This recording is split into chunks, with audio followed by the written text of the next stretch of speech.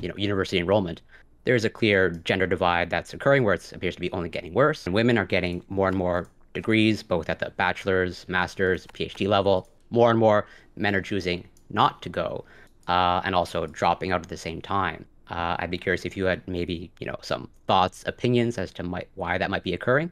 The most progressive woman in the world, generally, these are all generalizations, still wants a very traditionally masculine man. The reality of the situation is that I think college degrees are still ubiquitously profitable. Even though, like I said, the only way I'll do corporal punishment is if I need an immediate correction and I don't have time to do any more parenting. So That's tiny. Hello, hello. Hello. Hopefully you hear me Loud and clear.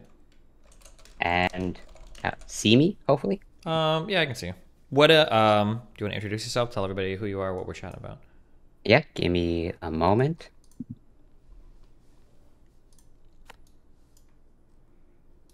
Yeah, so 1 second. My name's Corey Campbell, and like BX Bullet, I have a degree in science. Okay, that's good. I'm a politics/science streamer. I have a bachelor's in cell and molecular biology. I'm currently a PhD candidate in biochemistry, and I work for a biotech startup that develops an SPR instrument. And that's essentially my elevator pitch for myself. Gotcha. And what were we chatting about today? Tell the audience. Yeah, so I think the broad theme, I guess, would be emotional intelligence. And also, first, thank you so much for agreeing to chat with me. I appreciate it. Yeah, no problem. And also, I put a lot of things on the table in terms of, well, yeah, emotional intelligence, and maybe how that might be affecting kind of university enrollment rates when it comes to men, and a clear gender divide in that's occurring, that I see occurring as someone in academia. And also maybe how that has other, societal effects in terms of suicide rates, mental health rates that appear to be increasing, et cetera, et cetera. I think that would be it in a nutshell of what I put on the table. Okay, gotcha. Well, where do you want to start? Yeah, so I would kind of maybe solicit your thoughts in terms of, I'm sure most people know in terms of university enrollment, there's a clear gender divide that's occurring where it appears to be only getting worse, where women are getting more and more degrees, both at the bachelor's, master's, PhD level, and more and more men are choosing not to go, and also dropping out at the same time. I'd be curious if you had maybe some thoughts, opinions as to why that might be occurring. I think we did a really phenomenal job at getting women more involved in education, whether it was through affirmative action programs or cultural messaging or whatever. I think we did a really good job at moving women into that field, the field of education broadly. There's still kind of big disparities in terms of what people choose to major in. But I think that we've probably, I think in more ways than just education, kind of dropped the ball on men in society. And that we're just basically seeing the fallout of that happen, I guess. Okay, yeah, so I largely agree with you in terms of, well, I'm old enough to, recall the girl power movement, and the strong encouragement of women, which is great and fantastic, because I think we're very much clearly seeing the effects of that. But then I don't know how that, let's say, maybe fully explains why men are not kind of keeping up, and it seems to be like. So I see them going also, but they're dropping out. And also of the students that appear to be remaining, even in the STEM fields, which I'm in biochemistry, and maybe this ties into kind of even the quote unquote great Jordan Peterson is having trouble explaining why these university enrollment rates are declining, even in the STEM fields, because despite what Jordan Peterson thinks, the gender gap in STEM is not as high as he makes it out to be.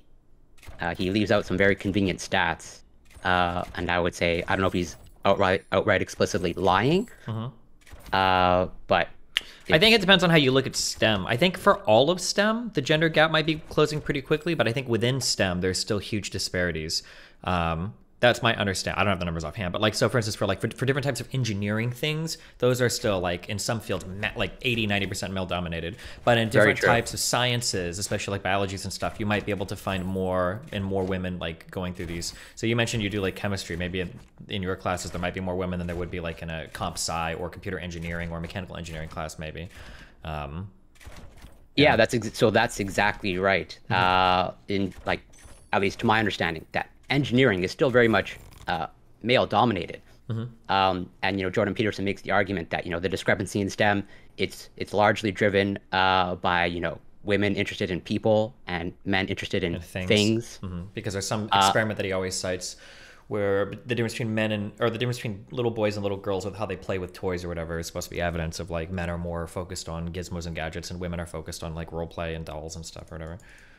Yeah, exactly. And if it was actually that simplistic, and I find that a pretty one-dimensional take on things, like biology, which is my background, that has virtually always been, well, since women have been allowed to go to university, like heavily dominated by women. Like depending on the particular field of biology, like 60, 70%. And also, I'm currently in the chemistry, biochemistry department, and like I can only speak from my experience in my department.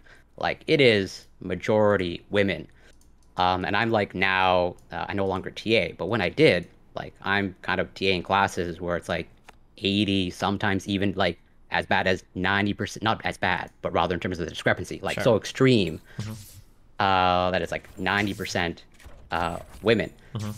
And I think there's some clear patterns emerging that it's not as simple as it's just women interested in people, men interested in things, because at least to my mind, biology is a very thing-like discipline. Yeah. Along with biochemistry, and also one would expect that women would also now dominate politics. I think that's a very people-oriented discipline.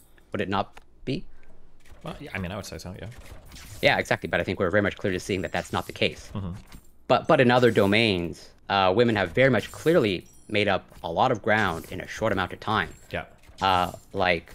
Women now make up, at least in I think the Western world or North America, women make up the majority of medical school, and like they close that gap very quickly, which is great. But then it's like then what's driving men away from university, and they're increasingly falling behind. Like, what are some of the causes of that? Because it's only getting worse to my eye.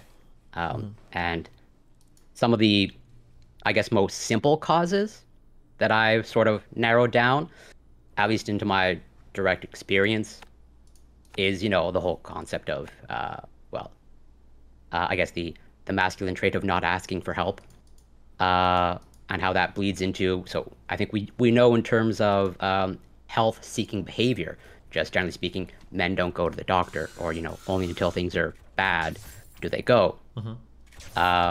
But then I think that bleeds over into other domains of like I definitely have the experience, and I don't know if this is just anecdotal, but I have the experience of like being in a class with students, and one of the students who happens to be male sharing that they're struggling and finding the course challenging, and I would bring up to them like, well, I'm not seeing you at my office hours. And then they'll push back saying, well, I don't have time to go to your office hours. Oh, I'm so sorry. I have to PSA real quick just because you bring that up. This will depend on the class that you go to, but this is just in my personal experience. Professors, if you have a good reason for falling behind or whatever, and you really want to do your best, like professors will help you so much. Some at least will, in my experience, most have. But they'll help you, like try to catch up if you can. But you have to actually make the effort to reach out and do something. If you're failing a class and you need all the help in the world, and you don't say shit to your professor, he'll just fail you and you'll fuck off and he'll never know anything. But if you show up at office hours and you say hey, can I either make this up? Can I do this? Blah, blah, blah. There a lot of professors will help. I just want to give that shout out because there are so many resources available in college that people just don't know about or don't take advantage of it. It's like, that's your money, dude. But yeah, okay, sorry, go ahead. Yeah, no, nothing to apologize for. And I totally agree with you. And I have very much to the best of my ability, and whatever my skills and time, like I will almost like sometimes go out of my way to remove all barriers where, they'll say, I don't have time to go to office hours, or your office hours are at inconvenient times. I'll say, hey, let's set up an appointment. Like, contact me. I'll work around your schedule. And now that most things are virtual, like we can even have virtual office hours, which I think makes it more convenient. And it just like doesn't happen. And like I see their grades, and so I see the end results. And it's like just so puzzling, that there's very clearly like something very complicated going on, because and maybe it's just me in my experience, but like, yeah, the students that I see tend to excel, and reach out and ask for help and not be afraid to ask for help, like are largely women.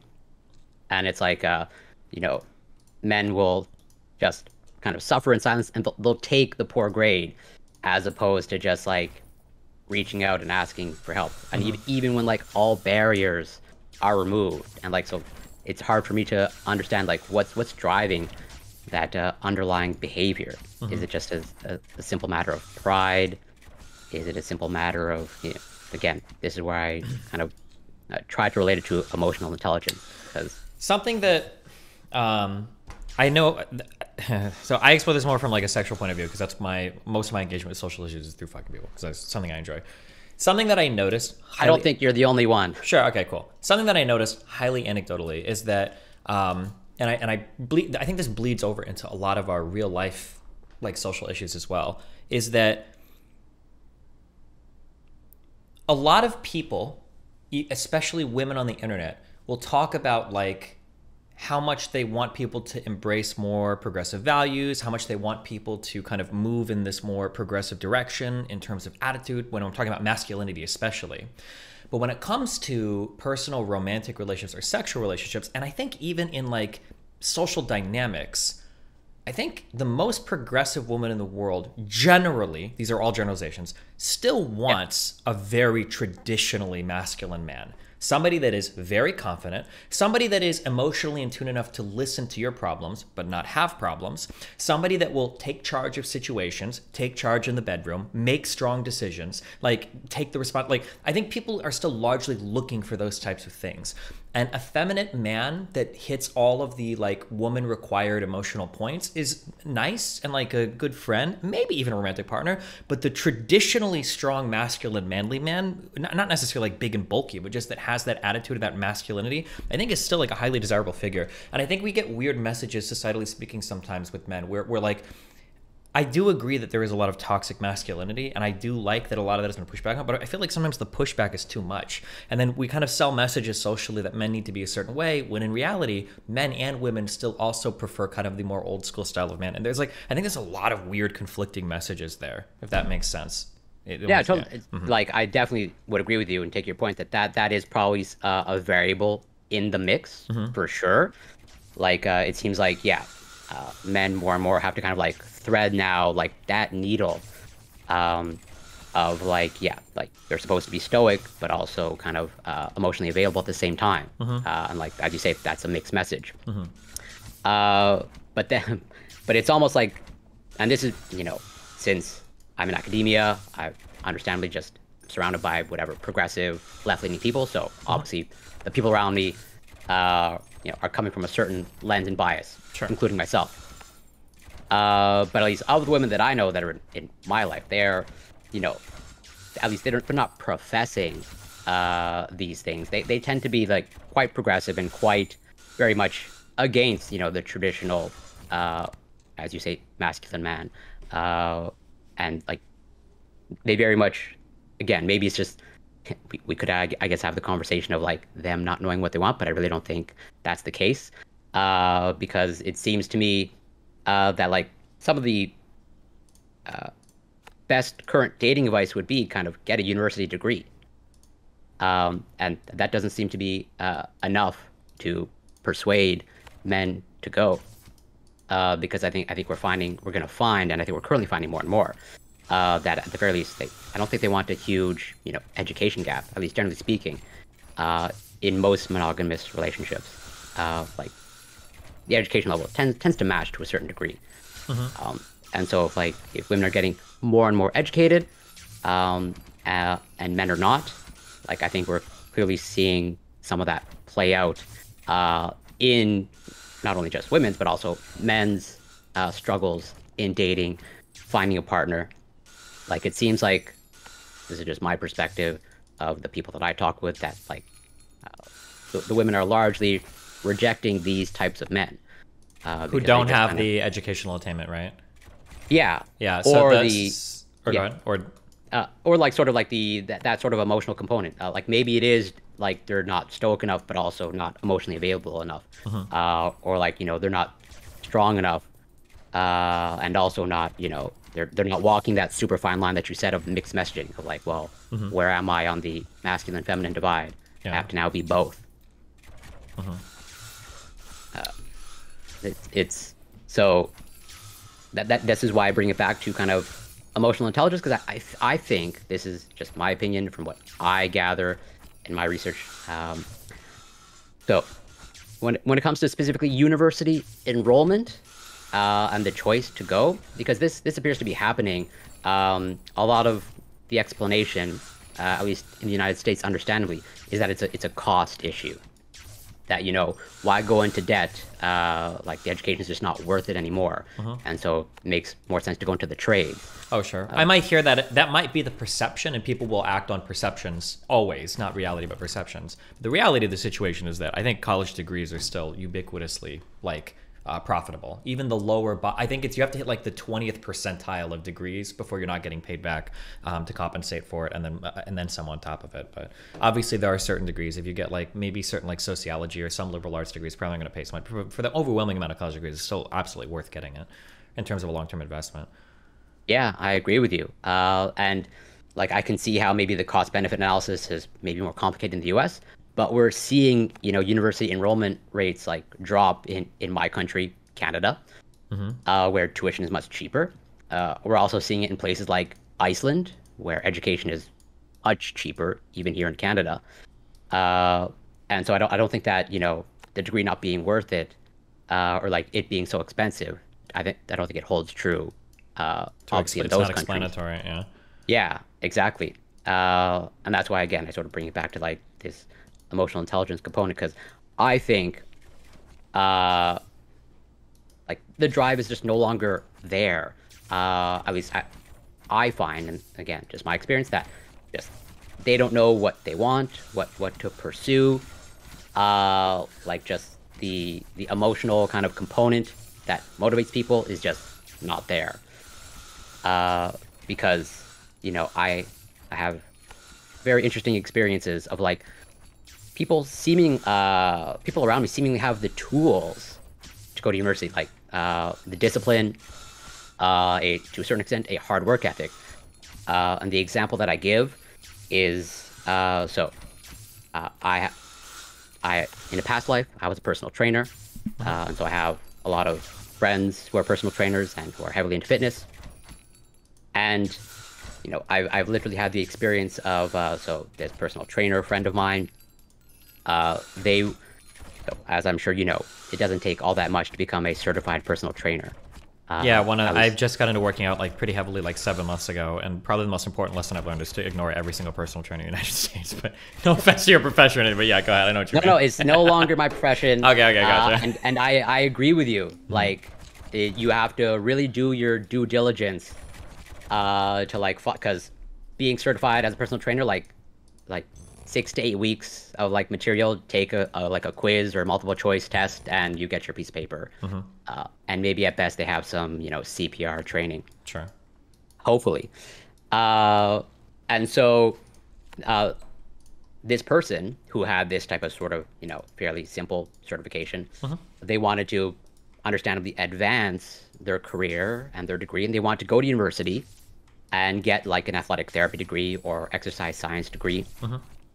And to get into that degree, you obviously have to have your fundamental science, chemistry, physics, math, which they hadn't had, those prerequisites.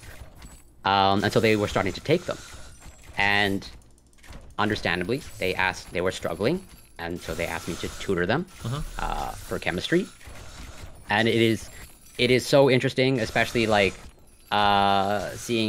experiencing and observing people in the fitness world trying to make a transition to something else, where like they have all these skills in the gym, where they'll wax poetic about, it's not about motivation, it's about discipline, like that platitude. Okay. But when it comes to like the academic side, like I just see someone's like self-esteem break in real time, of like I can't do chemistry, and like the discipline that they espouse, that like they themselves are telling their clients they can't do it themselves, when they actually like profess to want this degree. Sure. Where it's like the mountain is now too high. Going to the gym easy, but like that doesn't seem to be like a transferable skill. Where so I maybe work in the concept of like grit. I think we have a decent amount of psychological research showing that grit or resilience appears to be pretty important thing to have if you want to excel in just about anything. Anything, yeah, or deal with adverse challenges or anything like that, yeah. Yeah. And I think that's personally part of sort of a component of emotional intelligence. And so like, to my eye, this is just my observation, that like, men have, to some extent, lost grit or resilience. Where like they just no longer have those skills anymore to excel, not only just excel, just like to complete university, setting aside just excelling. And if that's like actually the case, and it seems like you agree that grit and resilience seems to be an important component, then why would it be that men have lost grit or resilience? Would you have any thoughts on that?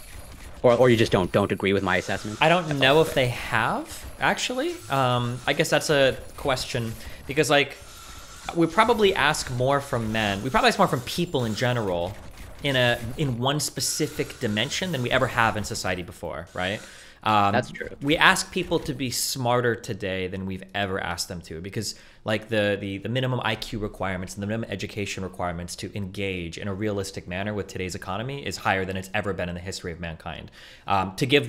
I don't believe this is true, but like one argument one could say is that there might be like an upper threshold to what like a man's IQ can be expected to be, and we're surpassing that with educational requirements for functioning today. So I don't think I would believe that, but there might be like elements of truth to that, where we're getting to points to where the demands that we're making of populations of people might become unrealistic. Like what if we existed in a society in the future where we figured every single thing out automation wise except for nuclear engineering? Would it be realistic to expect that 80% of people could become nuclear engineers? Probably not. So like in a less extreme version of that. That's fair. But then I would kind of work in like medicine enrollment for men is like clearly dropping, and I think it's fair to say that medicine for the longest time was dominated by men, and I don't think like the discipline has like, I don't know for sure, but I would suspect that the like IQ requirements to get into medicine like haven't like changed been dramatically elevated over time. Yeah, so much. I think the bar is more or less like still set where it is, but just that like women are much easier, have an easier time jumping that bar, and then men are just seem to be no longer, for lack of a better term, kind of like measuring up, or like able to like overcome that hurdle. Well, I mean, it seems like you probably have an idea of why, because I imagine that's what you wanted to come on and present. So what is your idea? What is your guess? Yeah. So, well, I would maybe work in, that's why I kind of like brought on the overall theme of like emotional intelligence, because I think you've had many conversations before, and I think even with like Dr. K, and I'm sure you're familiar with the concept of like alexithymia and kind of like being emotionally disconnected, or not being able to identify one's emotions. Sure. And based off of what I've seen, I'm not sure if you're familiar, if you've heard of the concept of I think it's called normative male alexithymia. I have not at all. No.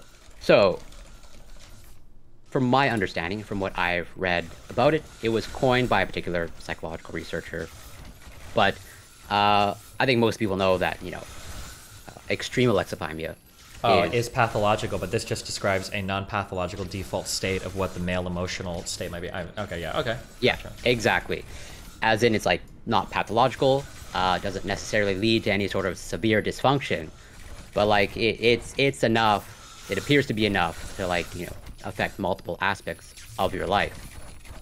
And I think that kind of very much plays a part in it.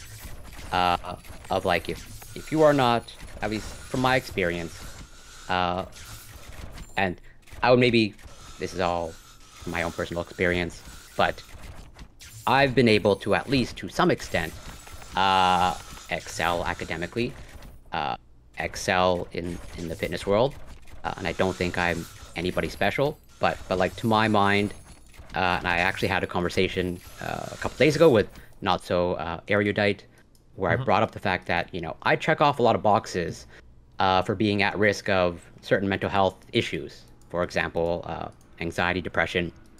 Like, well, not only am I in academia, where mental health issues are pretty sky high, I also have Crohn's disease, and I've had it for a long time.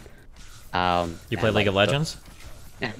I do not, but I'm a people Dota. have an aversion of Was a engaging Dota with player. situations that have Okay, gotcha. That would have been the biggest one. But no, I understand what you're saying. The biggest component. Well, then, is this you outing yourself as having anxiety and depression? No, I have very high resiliency. That's why I can grind this game for hours on end and not give a fuck. But And I'm a product of divorce. And yet, it seems like, and maybe I just have these things, I don't know it. Maybe I'm so severely alexithymic that I don't experience these things, or I just don't know it. But like, I'm checking off a lot of boxes for being at risk of anxiety and depression, and yet I've never like experienced these things to a clinical or pathological degree. And so I've asked myself that question as to why that is, because I generally know the numbers, I know the stats, and how, whatever, risk factors, all that stuff.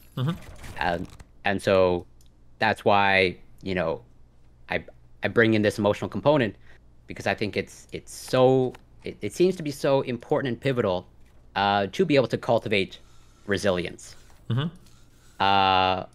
Because, well, again, I think you've had the conversation, I believe, with Dr. K about, I think they mentioned to you that you have maybe some low level, or you feel like you're emotionally disconnected to some extent, maybe not some sort of pathological extent. yeah, sure.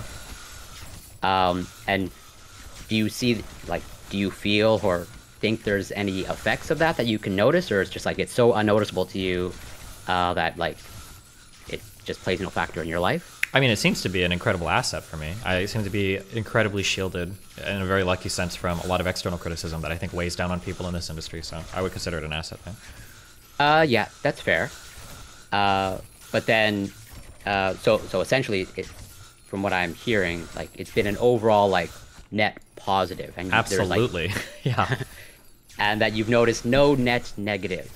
Well, I guess if you listen to my Dr. K conversation, that's it's difficult because the net negative might be things that I've just never experienced before. Like maybe I have trouble getting close to people in certain emotional or vulnerable senses. But I mean, if I don't know what I'm missing, how can I say that like I'm missing that particular thing? Like True. I feel very Yeah, content and happy in fair. my day-to-day life.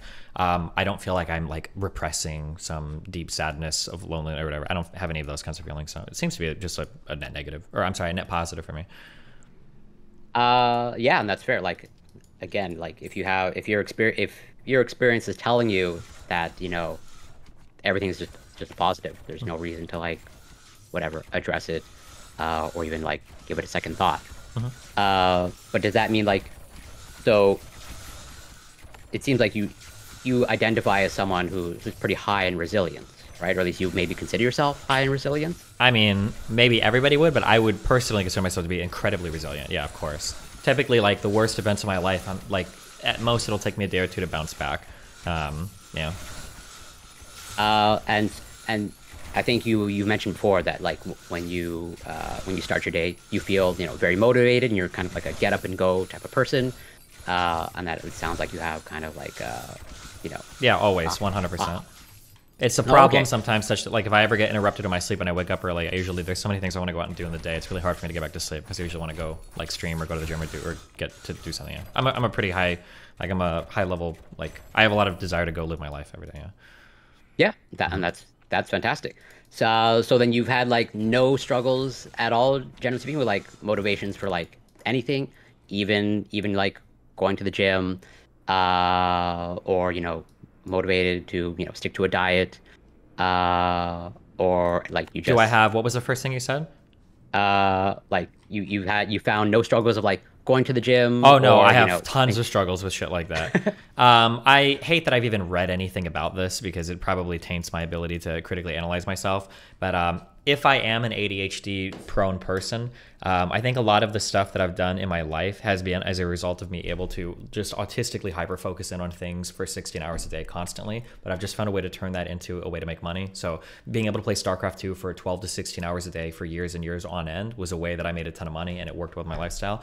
But the discipline to do things that I don't want to do is was almost impossible for me. It's taken a great deal of like the past 7 months I've been going to the gym. I've started and stopped going to the gym probably like anywhere from 7 to 10 times in the past because I'll travel for 2 weeks and then I'll come back and I'll get DOMs and stop or whatever, like stuff like that. So that type of discipline doesn't come easy to me. I have to make very, very, very deliberate efforts to push myself into doing things. Okay, so it sounds like it takes a lot of like cognitive resources for Yeah, you to like be disciplined in that aspect of your life because for sure. Yeah. and this is where it's like so interesting to me, like you describe yourself as like a very motivated person when it comes to like those Things I specific want things to that do. you yeah Yeah. exactly. But then like I'm sure I don't need to like lay out like a rational argument of like why you should go to the gym, right? Like everyone knows Yeah, everybody why they knows should. all the rational argument. Yeah, you can read it till you're blue in the face, but until you're actually doing it, it doesn't really matter. Yeah. Yeah, exactly.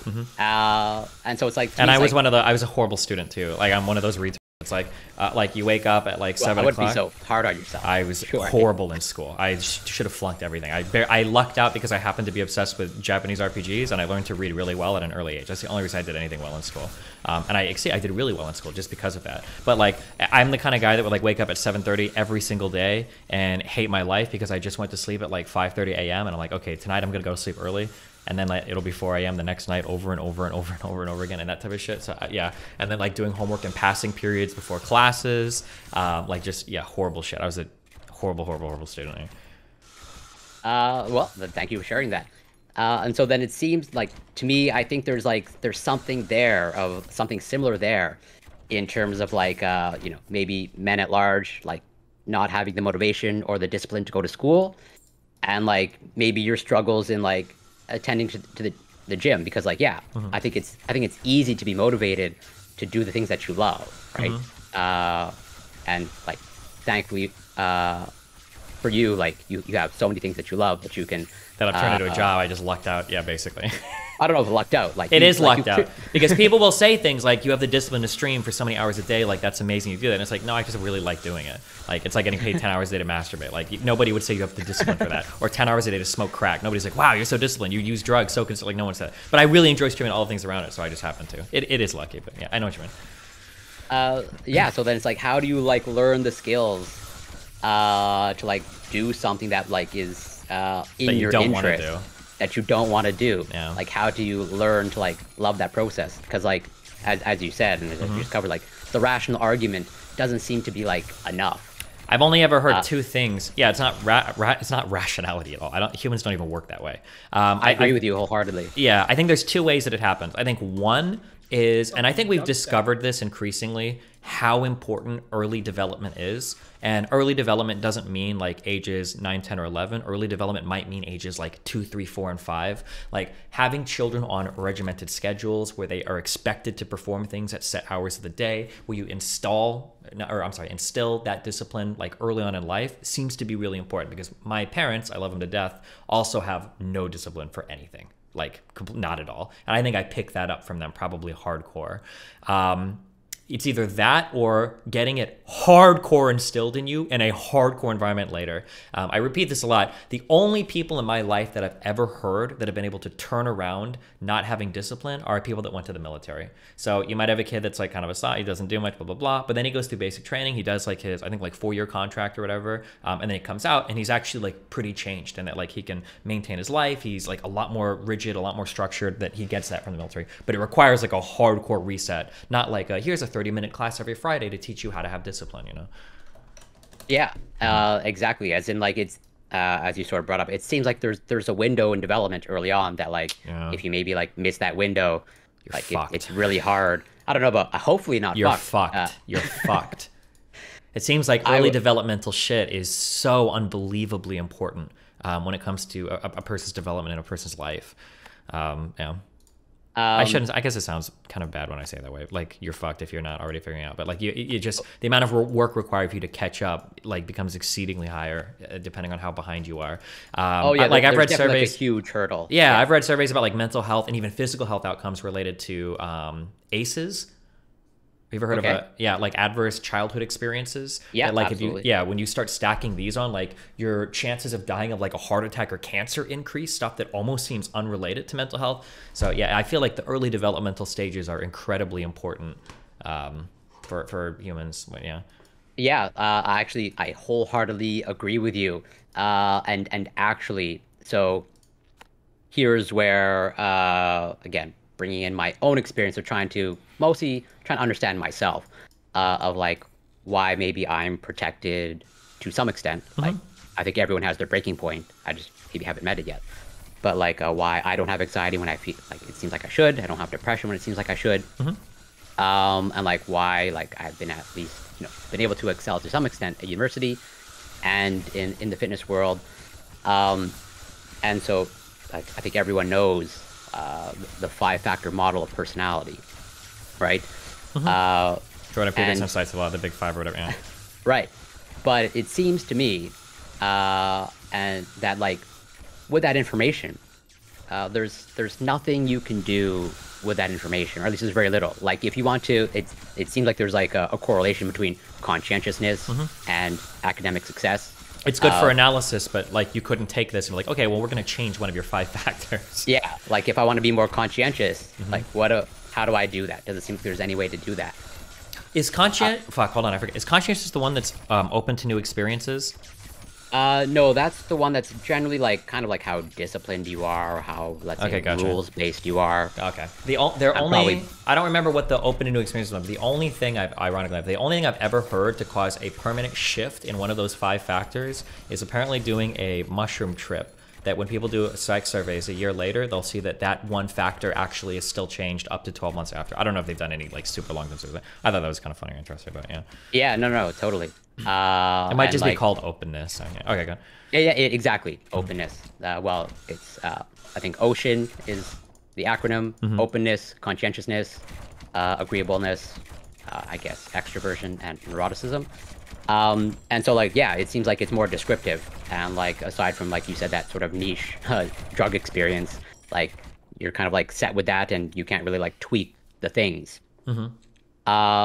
And so it's like if you want to cultivate skills, Was that Shield Life? like the on that guy? five-factor model doesn't seem to be like a good way to do that. And that brought me in terms of like trying to explore myself and understand myself.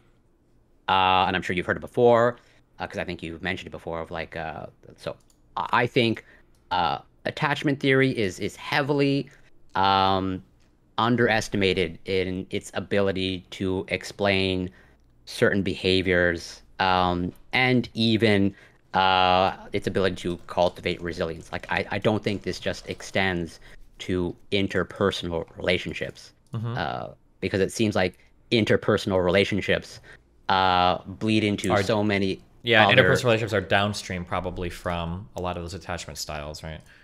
Yeah, exactly. And just kind of maybe out of curiosity, but if I ask anything you want to answer, feel free to not answer and refuse. But like, whether from what I understand, like you have a son yourself, was there like anything that maybe you try to implement or do to, cultivate any sort of resilience, or I guess.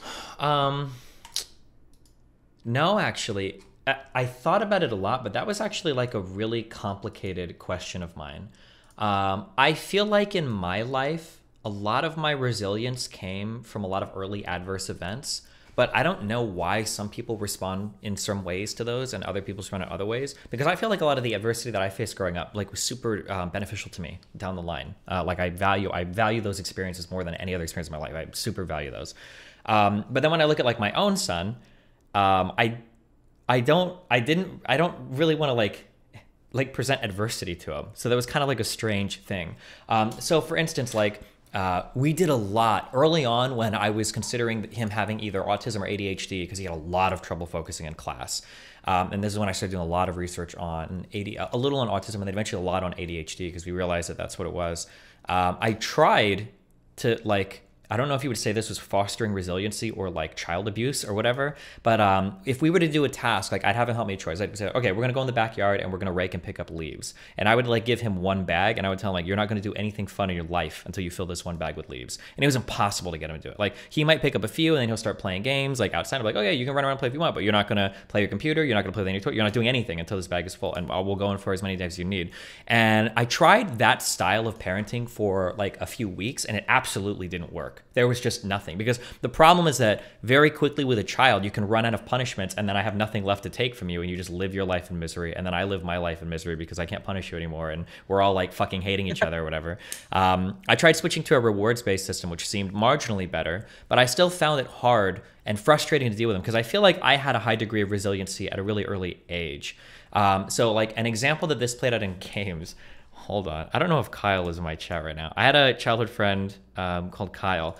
Whenever I would play a game growing up as a child, He's no longer called Kyle? Well, I didn't know if he was in my chat. I'm sorry. Okay. Whenever I played games as a child, I played on autism difficulties always. It had to be the hardest difficulty, the most impossible shit. And I would play things and I would die hundreds of times, sometimes thousands of times finishing a game because that was super enjoyable to me. Like I remember when I played Final Fantasy IX, I think it took me like days just to get out of the first area because there was a jump rope mini game and you had to jump rope 200 times perfectly in order to like get some stupid item. And I didn't want to leave that area until I beat that jump rope mini game. Like this is just like the way that I approached everything growing up. But I noticed with my son that if we go to play games, I'd be like, hey, do you want to play Minecraft? And he's like, yeah. He'll never play Minecraft in survival mode. He always had to play creative. And I was like, no, if you want to build and do fun shit, you got to work for it. You got to mine it. You got to do that shit. And then you can do it. And he would just give up. He just wouldn't want to play it. Or if he'd like goof off on the piano, I'd be like, hey, that's cool. You want to play piano? Can I teach you actual things? And he's like, no, I don't want to do it. I was like, fuck, well, what the fuck?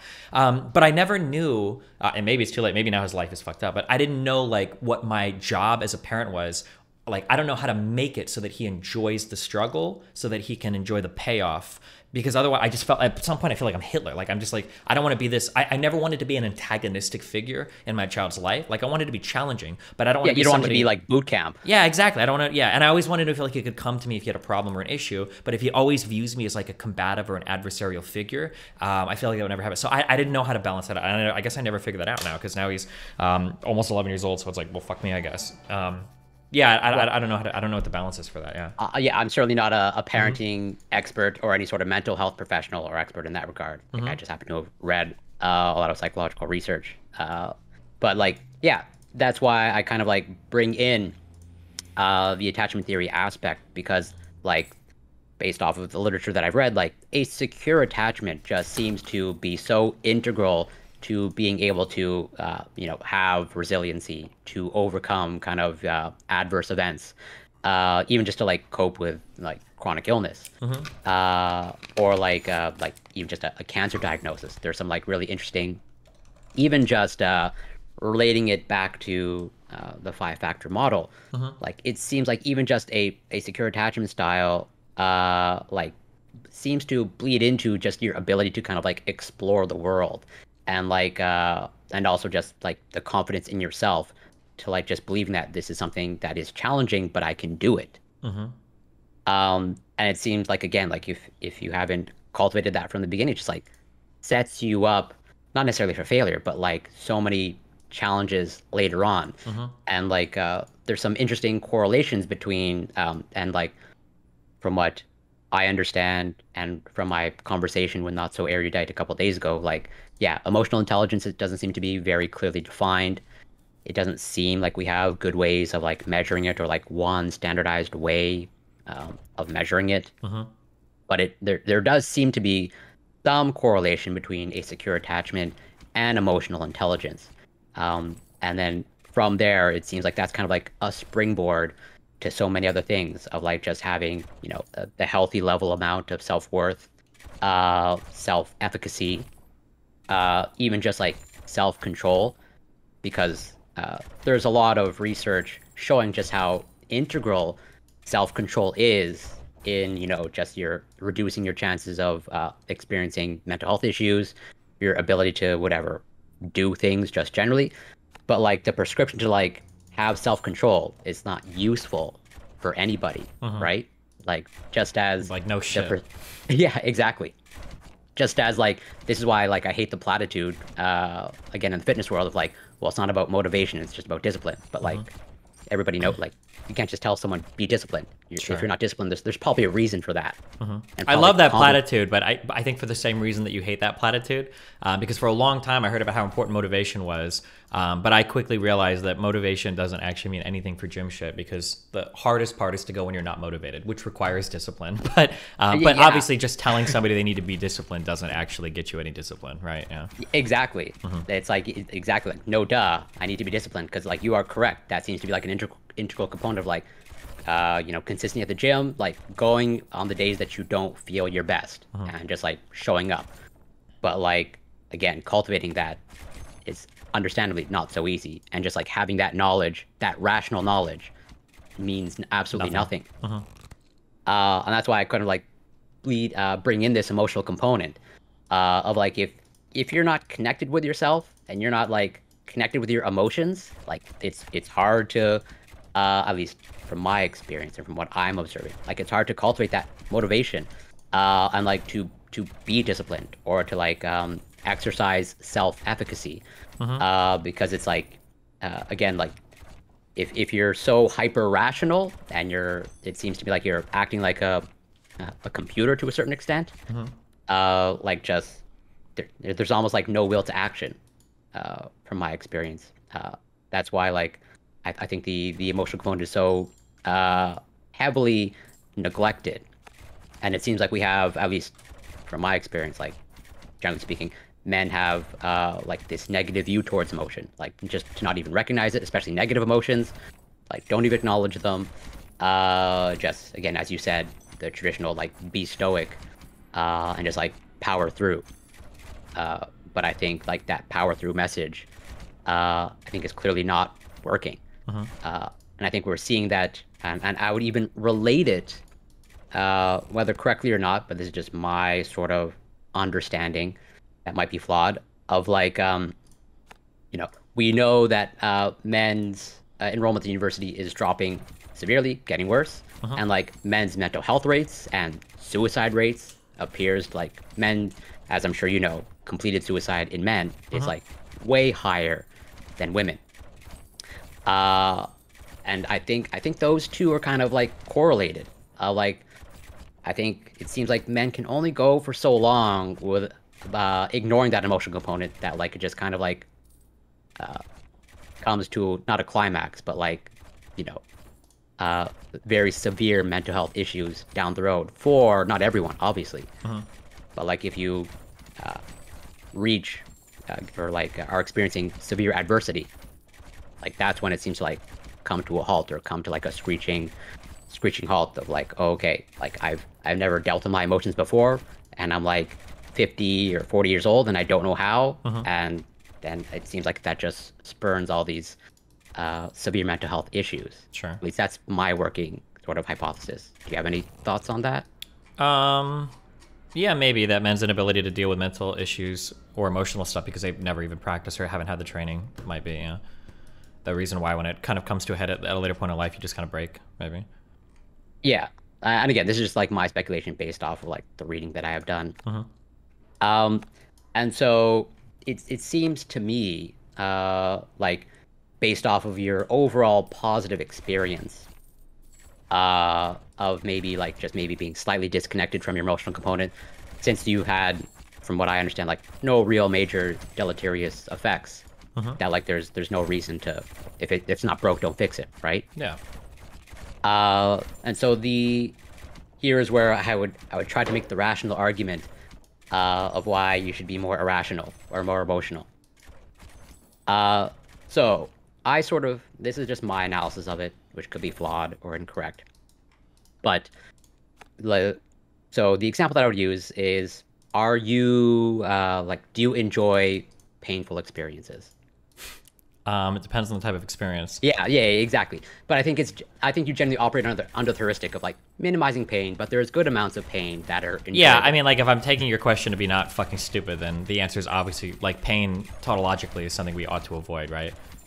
Yeah, Yeah. I'm sorry, exactly. I didn't know if your next was like, well, then why do you do anything like go to the gym? Isn't that painful? Right, yeah. But Yeah, obviously, yeah, generally, pain as a definitionally we avoid, yeah. Um, but I think it would be, and so here's where I would bring up the like hypothetical, and this might be like kind of like technology somewhere down the line that we can do. Like, what do you think would happen if like we can just, genetically modify ourselves that we no longer feel pain? Would you see that as a good thing or bad thing? Almost certainly would be a negative thing.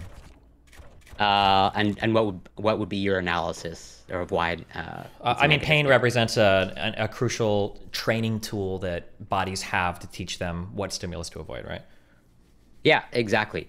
And we even have some case studies of this, Because some of people are like, born with a physical condition where they can't feel pain. And I think yeah, most of these die very early. Like I think before like age 2 or 3, because they'll run into shit or bones will be broken and you have no idea. They can't communicate it. They don't understand it. exactly. And they end up like biting off their tongue because, understandably, if you don't have that feedback, as in if you don't get that feedback from the world, like there's some very, like as you said, like they tend to die early and have like you said, broken bones, pretty severe outcomes.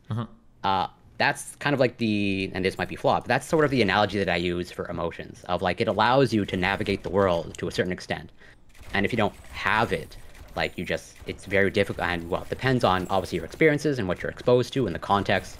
Like some people are just never put in the context that they don't have to, whatever, I guess, deal or cultivate their emotions. But I think for a great many people, like if they're not cultivating that aspect or they are not getting that feedback through their emotions, like especially with men, in my opinion, like those are the potential ramifications of Yeah, that. I'm definitely aware of that. I try to intellectualize it as much as I can, understanding that like if emotionally I don't feel something that doesn't like in my early 20s I would have said, well, that stuff is stupid and it's for morons. I don't care about it.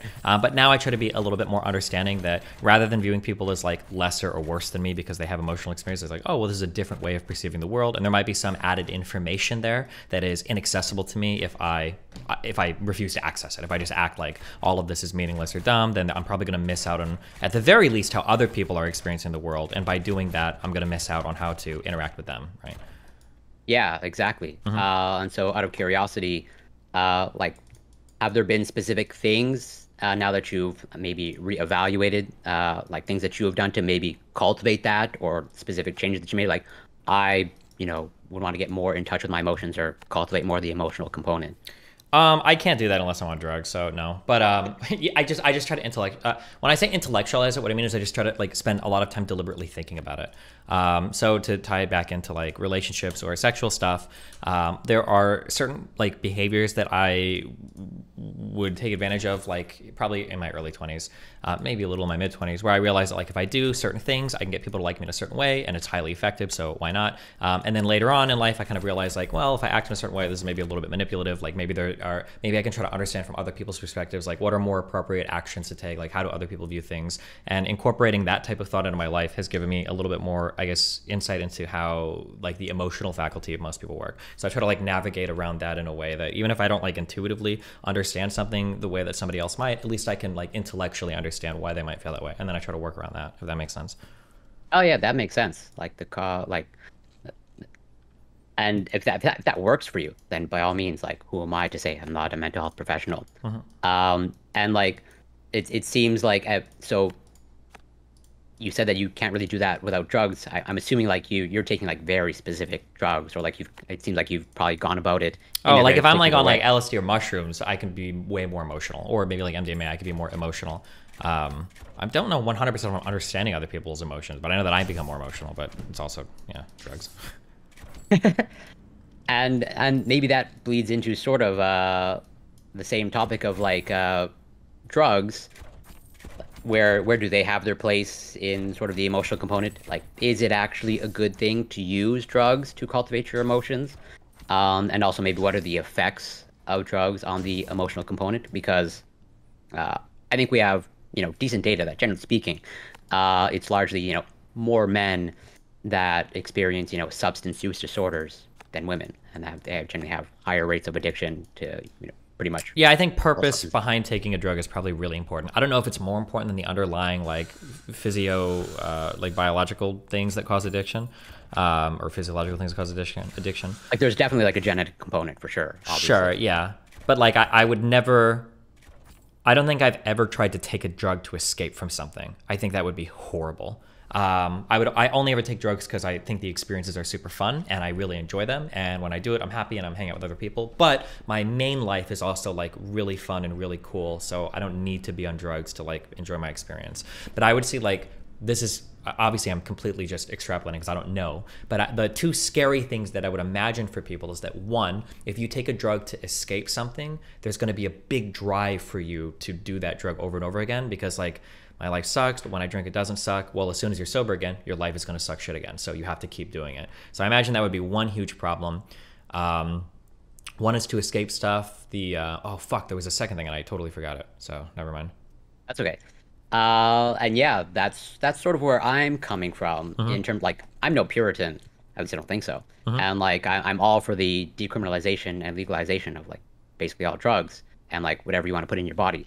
That's your choice. But I would just want you to be informed of maybe the potential ramifications because uh it seems like I think this might be sort of one of the reasons why, generally speaking, men tend to experience substance use disorders at a higher rate than women. It's because I think they're kind of like emotionally numbing.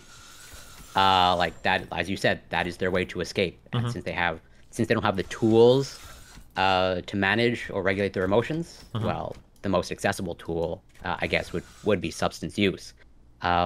Where like, and I think that just kind of like, again, if you're consistently, that's like just as we wouldn't want to eliminate pain entirely from a person, like if you're using a substance to as like your anesthetic to your emotions, like I think it's almost analogous to the same thing. Like you just come so disconnected from yourself that again, like I think that bleeds into like all the mental health issues, the lack of motivation or drive to even like go to university, get an education, and then like that again comes to like a screeching halt of like suicide rates. Sure, potentially, yeah. The second thing I was gonna say, I guess I forgot it because it tied in kind of the first one. I was gonna say the first one is if you're using it to escape something. The second one is that like if your life in general sucks, if a drug elevates it to a good experience, then returning to the baseline is probably that these are two people that I would say should stay from drugs. But Yeah, exactly. If you're like always on a high, like regular life just kind of seems, I guess, pretty dull. yeah, for sure, that's probably not good. Yeah. Uh, yeah, go ahead. Yeah, I wonder why women don't abuse drugs as much as men. I know more women that abuse benzos than I know men that use benzos. I don't know if that's a woman's drug or I just don't know enough men that do it. But I believe that's the drug that Marilyn Monroe overdosed. I could be mistaken. I'm maybe just I'm not thinking out sure. loud. That's like all the sad rapper drugs. I think like Juice World and shit. I don't remember these guys, but I think they should talk about like Xanax and shit. And Jordan Peterson didn't die, but they Yeah, he got had to, severely. which is also interesting to me. The guy, yeah, obviously, I'm sure he gets a lot of shit for that one. But yeah, then it's really hard for me to like reconcile, this seemingly great clinical psychologist, getting, and not to make light of anybody having any sort of addiction, but like he seemed to like market it as, he got addicted to it because he didn't know that benzos were addictive. Is that really what he said? Pretty much like I've listened to the most recent Jordan Peterson Joe Rogan podcast twice. That's 8 hours. And he doesn't explicitly say that, but he's like, oh yeah, it's only recently that we learned that like it's really hard. Like the withdrawal from benzos is exceptionally difficult, and like there's a super addictive substance. Oh damn! I wonder if he's just more talking that like he didn't have the personal experience for it. That Yeah, would be my guess. But like because I could, yeah, I know because he's a psychologist. But like, if you haven't personally experienced it, it's hard to know. I've heard a lot about like drugs and heroin and shit. In my mind, I'm always like, oh, I could probably do heroin and like walk away from it and just have a fun experience. But I've done MDMA a number of times now, and the MDMA is a drug that I've done. Have you done any of these things? So I have zero experience with, let's say, illicit drugs, but I have vast experience with prescribed opioids. Like I've Oh, been on okay. fentanyl, I've been on oxycodone, Damn. Percocet, I've been on OxyContin, Dilaudid, What was the? How old were you when you morphine. first had one of these like opioid drugs? It was during my first intestinal obstruction at around the age of 18. Okay, damn. I wonder if it's different then because I was so much older before I got into drugs. But maybe I've heard opioids described similarly. But I would have always said I could take any drug and walk forever, no problem. But I've done a few MDMA trips now where coming out of an MDMA, there is a, and I don't know if it's the same with opiates, but there is a profound and deep sadness when your high starts to wear off because you know you're walking away from this absolute peak experience of feeling in your body. And that's a drug where as I'm coming down, it's like, it's not so bad because it's just MDMA. It's not an opiate. But I understand as I come down, I was like, man, I totally understand how like, if I was in a different state of mind and if I had an unlimited supply of this right next to me, I think I would just do this until I OD and die because it is unbelievable how good your body feels. And I've heard opiates described similar to that, just way more extreme. And I can't imagine like getting that feeling like amped up to like heroin levels, where it's like, yeah, I totally get how people can become hooked on this because your mind changes. And until you truly Absolutely. experienced a high like that, you don't really have any perspective to say like, nah, I think I could do an opiate and walk from it. Because, bro, if you don't know what that feeling is like, it's just inexplicable. Like you have no idea how you'll respond once you've had it. And more importantly, it's not just having it, it's once you start to slip away from it and you're like, oh no, like I need to get back there again, you know? Yeah, and I have, like I said, I have extensive experience with opioids, and like I'm not gonna lie, like despite its pain-killing properties, like its euphoric effect is strong, and like it's an enjoyable experience. Like part of the enjoyment is, well, I've pretty much always had these experiences when I was in like severe pain, so there's like the aspect of like just tension releasing, extreme tension releasing from your body of no longer being in intense pain. But like I've been on opioids for prolonged periods of time, and I can totally see how someone gets obviously not only physically dependent on them, but also psychologically addicted, because like I have been physically dependent on opioids.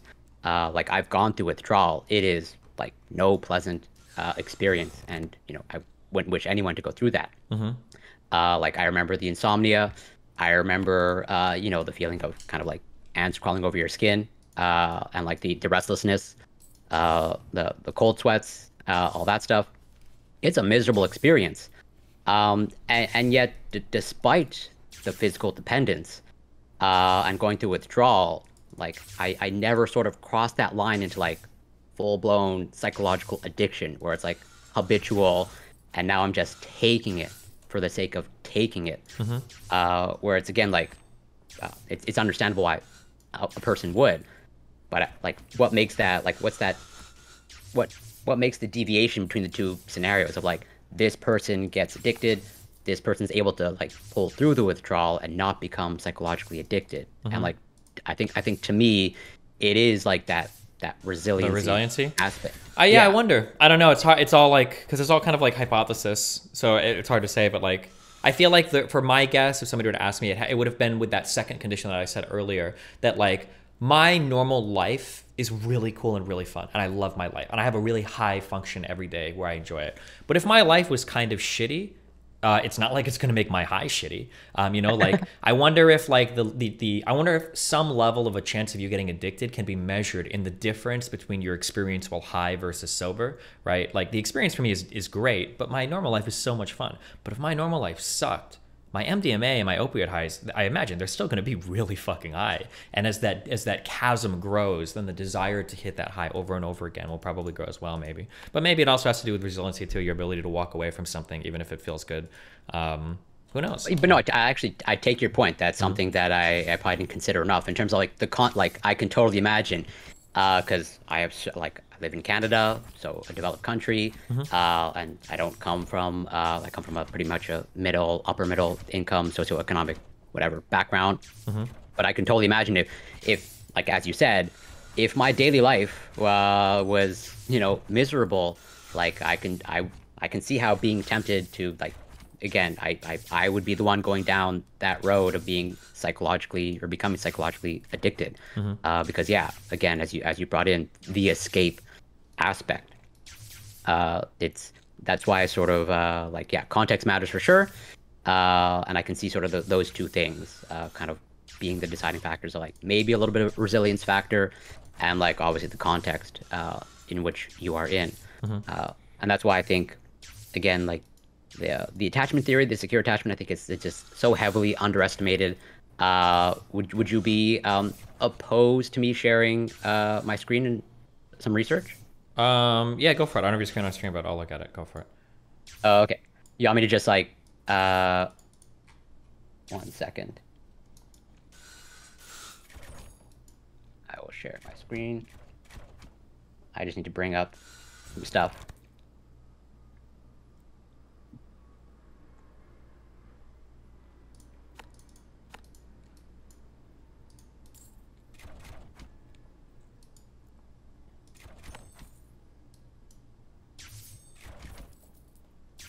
Okay. I will share my screen. Second. I'm an amateur streamer, so I'm just fumbling around on my own Yeah, no screen. problem. Do you want to tell me what the name of your stream is again so they can go look too? I'm Corey Campbell 84. Corey Cory Campbell, like the soup, 84, because that's my IQ. Gotcha.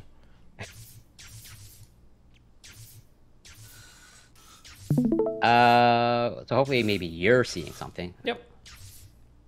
Uh, so there's this paper here. Actually, I'll bring up more.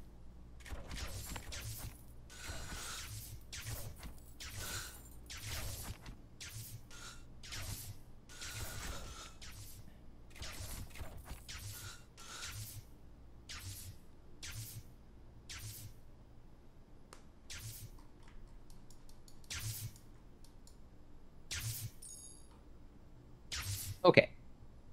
So it seems like even just dealing with a chronic illness. There's this interesting paper here. Hopefully you're able to see it. Like, does a secure attachment style predict high psychological resilience in patients with cancer receiving chemotherapy? And well, I'm obviously not going to read the entire thing on stream. But like that seems to be like a factor of like patients diagnosed with cancer that have a secure attachment style. They seem to be better able or sort of protected from the, understandably, mental health adverse outcomes of like anxiety, depression. Now, is that resilience, or is that, as I'm sure most people know, a secure attachment style is also associated with healthier, well, generally speaking, healthier relationships, interpersonal relationships. And so do they just have like a better support network?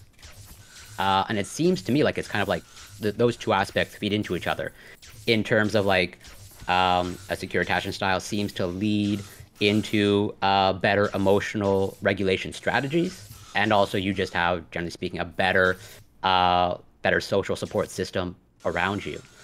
And that's why, again, this is why I bring it back to like, I think the attachment theory aspect is so heavily underestimated because, resiliency seems to play no factor in the 5-factor model, right? But like resilience seems to be like a very important attribute to have in your life if you just want to, hopefully thrive, not just survive. Same thing here from this paper, personality individual differences of just like attachment and well-being, and they pretty much studied sort of the role of emotion regulation. That again, if you have a secure attachment style or a more, so I should also clarify, it seems to be like a spectrum. It's not like these are like distinct categories that are just all or nothing or sort of binary. Like it's just you can be kind of like a mix, but hopefully, just broadly speaking, you're more on the secure end of the spectrum. And like yeah, it seems like generally speaking, secure people have. Oh, just 1 second. Sorry. I would again amateur streamer. You're fine. But yeah, it seems like again, if you're secure, you have just better emotional regulation strategies, and that allows you to navigate these sort of difficult spaces or adverse life events. Um, and it even bleeds into kind of like your work. There's some very interesting research, at least to me, interesting, that so again, going back to the five-factor model, it also doesn't seem to be not only doesn't really allow you to like change or tweak anything. It doesn't seem to be very good at predicting much, maybe outside of like high conscientiousness predicting academic achievement. But like when it comes to work, like if you want to predict, who's a good employee or who will be a good worker, it doesn't seem like the five-factor model is really good at doing that. But then when I've looked into attachment theory and that aspect, like that seems to have at least, it's not strong from what I can tell, but it's at least enough that there's a signal there that like, oh, it has a little bit of kind of predictive power of like who's able to like, not be a good worker, but kind of maybe thrive to a certain extent in the workplace. Um, and yeah, and this is where I sort of kind of relate it to university enrollment, I feel like I've outpaced him and intellectually. maybe how it affects men. Because there's this interesting study here, at least interesting to me, of like just the roles of attachment and resilience in perceived stress in medical students. And as I brought up before, it seems like, well, I think we have good data that, generally speaking, women have largely overtaken men in medical school, at least in North America. And like, yeah, it seems like if you have a secure attachment style, you're better able to navigate, the stresses of medical school. And that's why I sort of bring it back to like, maybe there's like this lack of grit that's occurring in men. That's related to that emotional component. Because like, I don't know how much you know about attachment theory, and all that. Like, well, I don't want to like lecture you or anything, but No, that's fine. if But, you, but basically, there's different attachment style patterns that typically relate with how a child is treated early on in their life, and I think a lot of it describes like how does a child function when a caregiver is present, and then when a caregiver isn't present, and then these kind of relate to the behaviors of the child, I guess. Yeah. yeah, exactly. And sort of bringing it back to the early developmental window, of like, it seems like that early developmental window between, I don't know, ages 0 and 1, 0 and 2. I can't really say since I'm not an expert. But like, yeah, it seems like once that attachment style is formed, that sort of like lays the foundation. But at the same time, it seems like based off of certain life events that can happen, like it doesn't seem like it's fixed in stone. From what I understand and what I read, as in it can change. Like, yes, there's part of it gets set in early childhood and it's formed, but it's not fully formed. It's more clay-like than stone-like, and it seems like there is some control, or you have some ability to mold it, which is why like this appeal. I mean, this is my bias coming through. Like, this seems to be like something that's actually useful. Like you can make changes To a in this person's direction. attachment child or a style, and then get different types of life outcomes. Yeah. Exactly. As opposed to like with the five-factor model, like it doesn't seem like can be really any tweaking aside from, like you said, like take some drugs and hope that it works out. And so that's why I sort of bring it back to emotional intelligence, because, well, I'll bring it up, I guess, 1 second.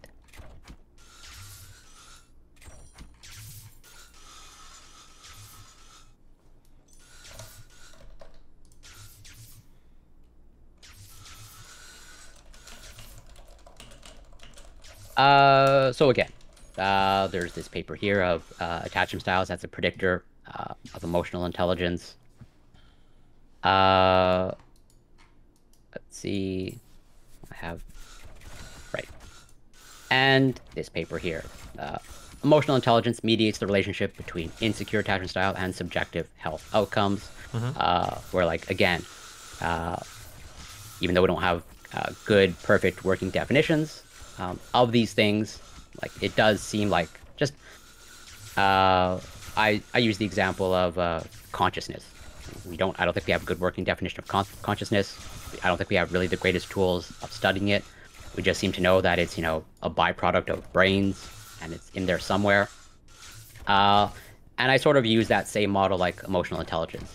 Of like, it doesn't seem like we have the greatest ways of defining it. It doesn't seem like we have the greatest ways of even measuring it. It seems like there's kind of whatever discourse going on, I guess, in the psychology realm of like, how do we actually measure this thing in a good way? Sure. But it does seem to have like some utility in being able to kind of promote good outcomes. And that's why I sort of like come at it from the frame of like, it seems like the collective emotional intelligence of men might have dropped, or I don't know if it was ever high to begin with, and that is sort of affecting many other things like the university enrollment factor, substance use disorders, and mental health issues, suicide rates. Like it just seems like that is kind of like the foundation of it. Do you have any thoughts on that, or do you see any holes in my argument? Is what I'm most concerned about because you're generally pretty good at poking holes in. Usually, the biggest problem we'll have, but it sounds like we don't disagree, is usually when somebody tries to say like their one particular thing explains everything. But it might be like a big part of it. Sure. Yeah. Okay. Yeah. Fair enough. Yeah, I wouldn't imagine there's huge disagreement. And so, like, with this in mind, this is where I maybe related in terms of like, it seems like you know about it, attachment theory, and it seems like you know about the attachment styles.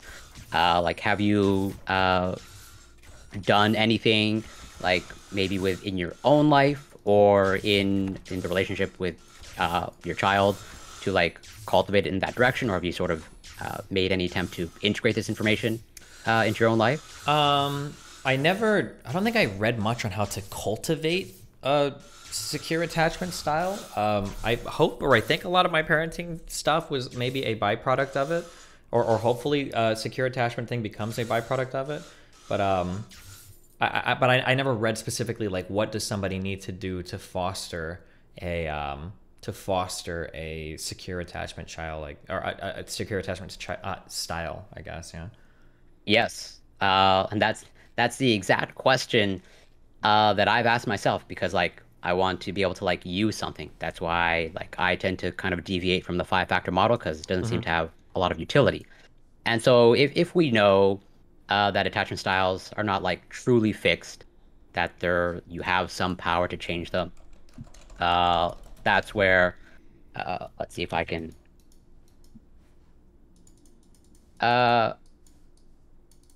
yeah, that's led me to this paper. Like, how can I become more secure? Like, it seems like there are ways and methods to move in that direction. And it doesn't seem like it's an easy task.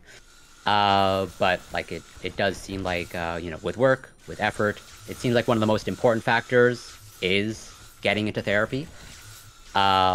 Whether that's actually, what results in positive changes in therapy.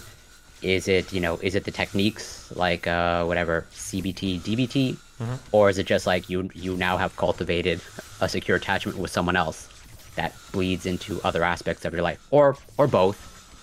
And it's like if in fact cultivating a secure attachment to a therapist is part of it, like then how do you seems like men are very hesitant to get into therapy. Has that been your experience? Have you even contemplated therapy? Well, is Dr. K therapy? I'm not going to get into that debate. I tried it once before, but I guess like I kind of view it as like, do I feel like I have problems in my life related to any of this stuff? And I don't, or I feel like I don't, so I've never really explored it much more. I tried therapy one time and I was like, That's fair. And this is where I would bring back, again, I use a lot of fitness analogies. Do you feel like going to the gym one time, you would receive benefits from that? No, but I think I can see the detriments of not going to the gym, whereas I don't see the detriments of not going to therapy. That's fair. Well, yeah, for you. I'm just more talking broadly because it seems like most people operate, and I'm not saying this is correct or not, but this is just my perspective. Like, we will only seek help when like things, just start crumbling down around us. Not to play the like I'm exceptional card, but like I think that the type of lifestyle I lead, if there were problems, I think it would be extremely exposed by now. Streaming is a bit like, yeah, if you've ever dived into a very salty ocean, if you have any cuts in your body, you'll know immediately because you'll feel the salt water will irritate the fuck out of you. I think streaming is similar. If you have insecurities or problems, you will discover it immediately because audiences will bring it out. So I feel like pretty good. Like I'm pretty happy in my life. I enjoy my personal relationships. Like I get along well with people. Like if there are problems, they're lurking very, very, very deep inside, and they haven't come out at all. So, yeah. Yeah, no, I'm in no way trying to like diagnose you or like I get you to yeah. go. I'm more just trying to like speak to maybe the audience at large of just like maybe approaching it this way isn't the best way. If it's working for you, great. But like I use the analogy of just like, you know, going to an actual, you know, medical doctor. Like you don't want to suffer a heart attack as like this is the red flag that I, you know, should start getting regular checkups. Sure. Yeah, of course. Yeah. There might be some preventative aspect to it. And also at the same time, just as, you know, you can survive without going to the gym or, you know, leading an overall healthy lifestyle. But that doesn't mean that, you know, it's optimal. You can't make... Yeah, exactly. And also I think many people's expectations, and I understand there's certain cost issues and mental health resources are severely lacking pretty much whatever all over the developed world. But, you know, it seems like most people's expectations is that, you know, they'll try like a half a dozen or a dozen sessions. And it's like, well, I don't really perceive any positive changes. So that's, you know, kind of enough of that. And I think that's a little bit of faulty thinking, just because, you know, so if someone is, well, I've even had this conversation with, you know, past clients of like, if they're 100 pounds overweight, and they want to, you know, lose that weight, like what is their expected timeline? Like if they say they want to lose weight, 100 pounds worth of weight in like 2 months, you would probably agree that that's a very unrealistic timeline. Yeah, unless right? you're willing to chop off a leg, yeah. Yeah, fair enough. And so I kind of use the same analogy of like, if your expectation, like, especially like if you start going to therapy at like 30 years, you might have accumulated like decades and decades of, I don't know, emotional baggage or unhealthy patterns that need to be deprogrammed. I don't know why it would be your expectation that, you know, 2 months worth of stuff, just as 2 months of the gym's not going to lead to any sort of dramatic, you know, life-changing weight loss if you're 100 pounds overweight. Like a half dozen worth of sessions of therapy or a dozen is probably not enough to like change deep underlying maybe unhealthy patterns that have like been ingrained since childhood. Yeah, for sure. Right.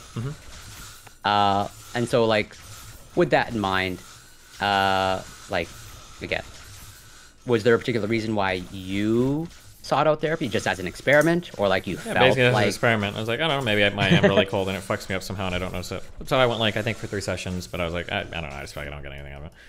Yeah, no, like again, like as you said, you seem to have like a high with just overall enjoyment of your life. So again, like why fix it if it ain't broke? Yeah. And so, given that, would you say that, you know, it's out of the question, or since you don't perceive like, because it seems like you want to lead a more healthy lifestyle, correct? Like you want to start going to the gym. Yeah. And like you want to, so like, what have been like your efforts to like overcome that? Because it seems like you're struggling with motivation to like go to the gym. I was struggling a lot before. I think it was literally just like making myself do it. I have a girlfriend now, well, I guess my wife, actually, that goes to the gym regularly. So when I was living with her in Sweden, it was really easy to go a lot because we could just go together. And I think once you get on the path, for me at least, once you start seeing any results and you start increasing weight and seeing a difference in your body, then it becomes very addictive. So now I feel really bad if I don't go to the gym. I had my first real like deload week this past week, and it's probably been one of the hardest weeks of my life because I feel like shit not lifting a lot of weight. So yeah, I think I'm like, now I've geared my mind towards me really enjoying it. I don't have to worry about the discipline anymore because it fixes itself. But yeah. Okay, yeah. So it seems like it seems like now you've cultivated sort of like an An emotional enjoyment or positive an experience. addiction, yeah, for the gym stuff. So it's really, really, really fun to go now, yeah. And then missing it makes me feel bad, yeah. Okay, that's super interesting. And like so, I don't know for sure, but like it seems like this is something different than before. Yeah, Like it seems absolutely, like, yeah, for sure, yeah. and it seems like just having a workout partner is like the To get crucial. over that like initial hump, I think. But I don't know, I can't really speak for everybody, but like I think that two things. Once you start adding more and more weight to the bar and you start to hit numbers that you didn't think you could ever lift in your life, and then once you start to see results in your body, I think it becomes really hard to stop. Because Oh yeah, you've made absolutely. progress and it's like, oh cool, it's like something you can actually do, yeah. Yeah, sure. Once you've built up a certain level of like momentum or I guess inertia, like hopefully there's that snowball effect. And out of curiosity, like you have like you just want an overall like healthy lifestyle, or like Yeah, I you want to know. increase health, I want to increase strength, and then I want to look a little better in that order, yeah. Oh, okay. And is it just for the obvious reasons of like hopefully not suffering heart disease Yeah, or I mean, cardiovascular disease? outside of gym, I live one of the most sedentary lifestyles imaginable, right? I'm sitting down for 10 hours a day streaming, so it breaks me from my sedentary habits, and then hopefully I don't ever become obese or overweight.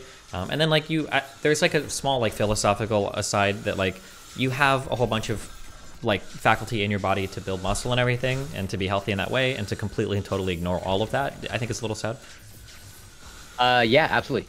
And I think there's also the philosophical aspect of like I'm I think it's fair to say, well, if you enjoy your life, I think it's only natural that you want to hopefully stack the odds that you live as long as you can, right? Yeah, for sure.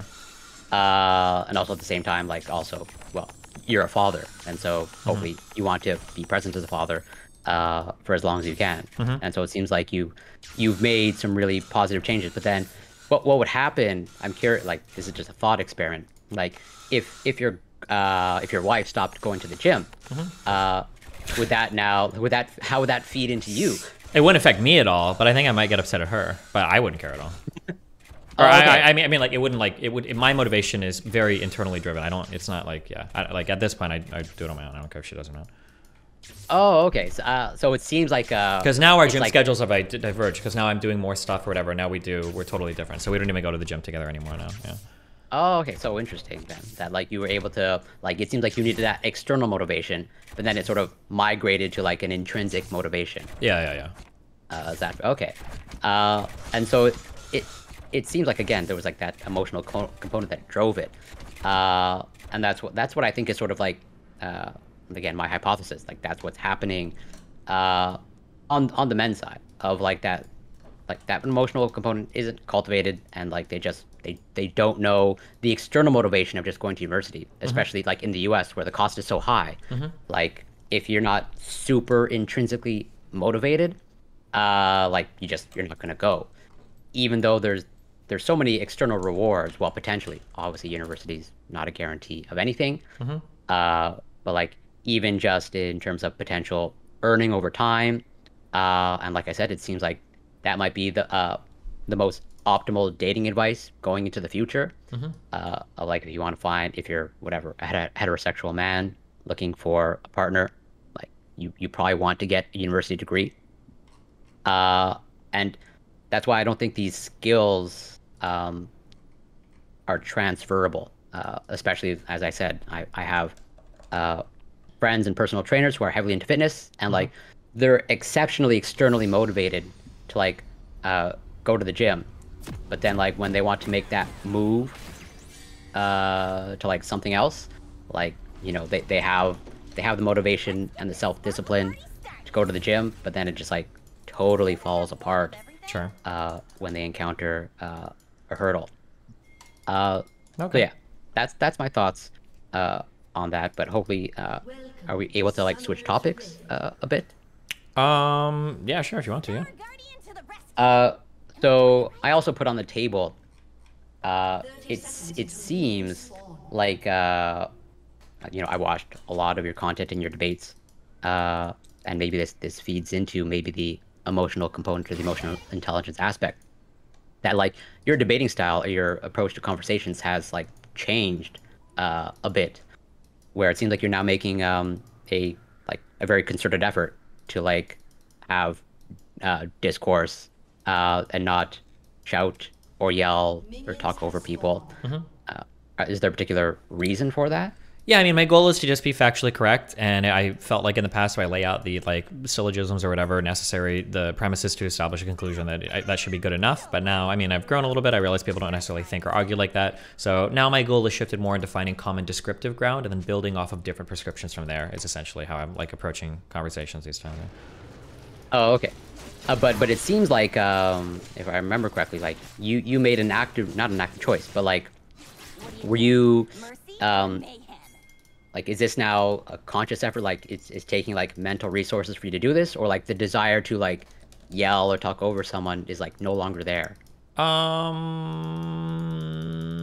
think that initially anything takes some like deliberate effort, but then after a while you kind of like you learn it, and now it's kind of second nature to me. Okay, fair enough. So it seems like there was some effort, like the desire was there, but now you've kind of like re-socialized yourself. Yeah, like, basically. the desire's just no longer there. Okay, that's interesting. And sort of, again, if I ask anything that you don't want to answer, feel free to refuse. In your argumentation style, like how much that is like has been displayed online reflects into like the rest of your life? Like, do you like even like with your past argumentation style, like were you also arguing in the same way with everyone else? Yes. Oh yeah, absolutely. And did you find that effective? No, of course not. Most people think I'm a huge asshole in real life. And I'm curious, and again, if you don't answer, but like, would you, if you got in an argument with your son, would you yell at them? No. With my kid, it's different because he has an excuse. He's a child. So. Oh, okay. But usually with my son, usually the opportunity I would try to take is like, okay, well, if we believe a certain thing is right or wrong, I try to explain like, well, what is the reason why? Okay. Like you try to, like, it seems like you try to take a very much more diplomatic approach to it. Yes. No, not diplomatic, but more like a teacher. So like, for instance, like, let's say that he does something inappropriate with another child. Like say he not spanks, he's like slaps a child or he's like bullying a child or whatever. Rather than just going for like physical correction, usually the idea is like, this is what you're doing. This is why it's bad. How would you feel like if somebody did this to you? And then like, we're not going to do this anymore. And then here's the correction. It's more like I just want him to understand like why I'm saying the things that I'm saying. I don't like, I never, that there's one thing that parents always say. I've grown up and I've realized some things my parents said are okay and other things are wholly unacceptable. And I think that like, because I said so, I think those words should never come out of a parent's mouth. I hate it when people say that. So if my child asks a question. Well, I'm not a parent, but I agree wholeheartedly. Or if there's like a correction, like that he should always know the reason why, even if he's dragging his feet or even whatever. Like if I'm giving him a correction, it's because he knows like, okay, yeah, I shouldn't do this because of that, blah, blah, blah. Like he'll always have the answer. Yeah. Okay, so it seems like you really want to like walk them through it. Yeah, I think children are really smart, and even if they don't understand the answer agree. now, in the future, he'll have more basis to build from when I explain something. I noticed this is like if you ask me questions about the world or whatever, my parents had the answer for everything, even if they had no fucking idea what the answer was. So like if my kid asks a question about something, I'll explain to the best of my ability, even if it's a little bit beyond him, because I know that if he asks me the question in the future, then he has like a he has like some foundation of which to understand it. Like if he asks me like, oh, well, how does a car work? My answer to like a 5-year-old, might have been, well, there's like mini explosions in the engine that like propel it forward or whatever. And then when he asks me again when he's a little bit older, like I can be a little bit more detailed, but he's always got like a realistic foundation that the answers are coming from. That's kind of been my approach for him. Yeah, and that makes sense to me. And whether I'll be a parent or not in the future, I don't know. But that would probably be my approach too. Whether it's good or not, I don't know. But everything that you said makes sense to me.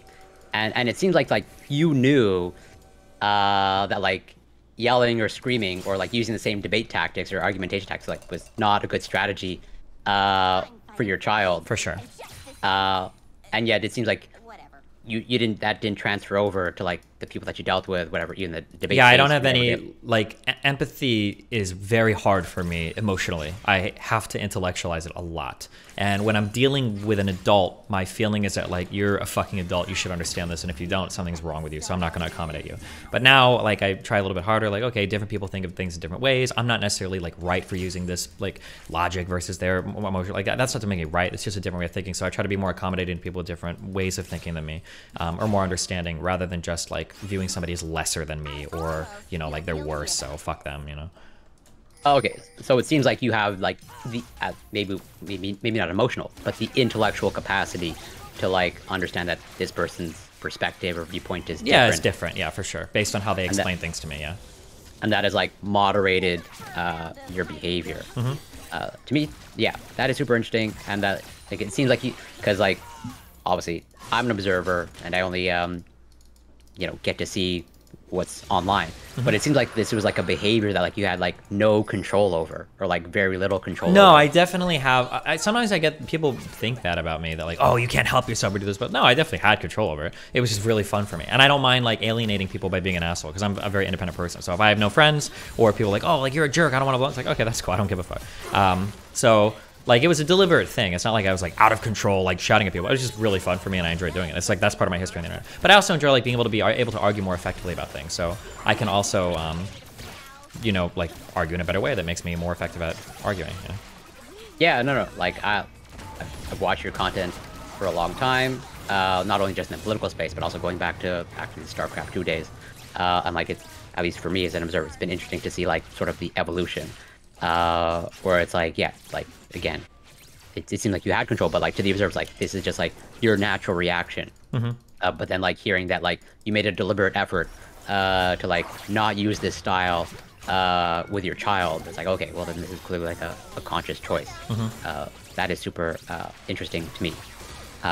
And now sort of bleeding into debates and politics. So it's been interesting also. I would ask the question, and not to bring up too much whatever drama, but given your circumstances, would you define yourself, because I think you've expressed this before with like Dr. K, if I remember correctly, like how do you get people to change like their materialistic values, or it seems like you've had experience of like people seem to chase materialistic things to a large extent that it seems like you don't. Is that a fair assessment? I don't believe I do, no. Okay. And so would it be fair to say that like you have like if you had the financial means, like you would not buy? No, I don't think my life would change that much. Okay. I think I go after more like my shopping would be more related to probably experiences than like just things. So like I might do like more trips, or maybe like get a boat so I can like go sail or something would be fun. But Yeah, it seems like it's really to enhance your experience, and maybe not like whatever your status or your self-esteem. And so here is where I might bring it full circle. Maybe I'll have an answer. 1 second.